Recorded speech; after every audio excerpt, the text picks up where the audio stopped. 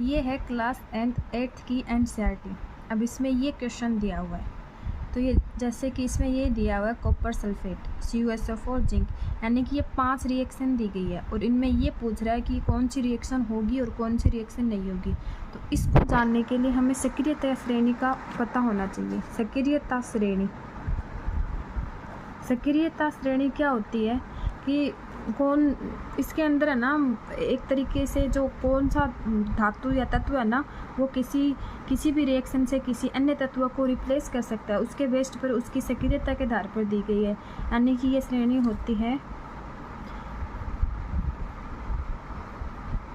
Potassium, sodium, फिर आता है कैल्शियम, फिर आता है मैग्नीशियम, फिर आता है aluminium, zinc, iron, lead, hydrogen, copper, Hg, Ag, Au। ये सक्रियता श्रेणी है। यानी कि इसके आधार पर जो इस सक्रियता श्रेणी में हाइड्रोजन से जो ऊपर वाले आएंगे ना, उनको नीचे वाले रिप्लेस नहीं कर सकते। यानी कि जो सबसे ऊपर होगा वो सबसे ज़्यादा सक्रिय है। अब इसमें देखो CuSO4 यानी कॉपर सल्फेट किसके साथ रिएक्शन कर रहा है? जिंक के साथ। CuSO4 plus zinc. अब इसमें ये देखो कॉपर कहाँ पे है इस श्रेणी में, ये देखो ये रहा, और जिंक कहाँ पे है? ये रहा। यानी कि ये क्या है, कॉपर से ऊपर आ रहा ना सक्रियता श्रेणी में, तो ये रिएक्शन कर लेगा और इस कॉपर को यहाँ से रिप्लेस कर देगा, तो ये बना देगा ZnSO4 प्लस कॉपर निकल जाएगा इससे।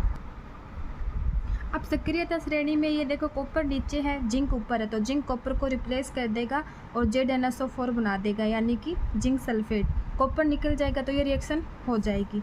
दूसरा एग्जाम्पल इसमें क्या दे रखा है, कॉपर सल्फेट की रिएक्शन आयरन से करवा रहा है। अब इसमें आयरन देखो कहाँ पे, आयरन सक्रियता श्रेणी में ऊपर है जबकि कॉपर नीचे है, तो आयरन भी रिप्लेस कर देगा, तो ये क्या बना देगा? फेरस सल्फेट बना देगा और कॉपर एक फिर से यहाँ से रिप्लेस हो जाएगा, तो ये रिएक्शन भी हो जाएगी।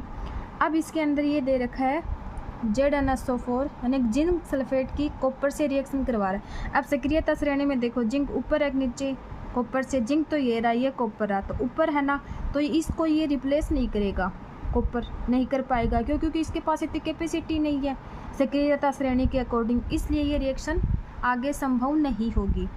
ऐसे ही अगला दे रखा है FeSO4 यानी कि फेरस सल्फेट या आयरन सल्फेट। आयरन सल्फेट की रिएक्शन करवा रहे हैं कॉपर से।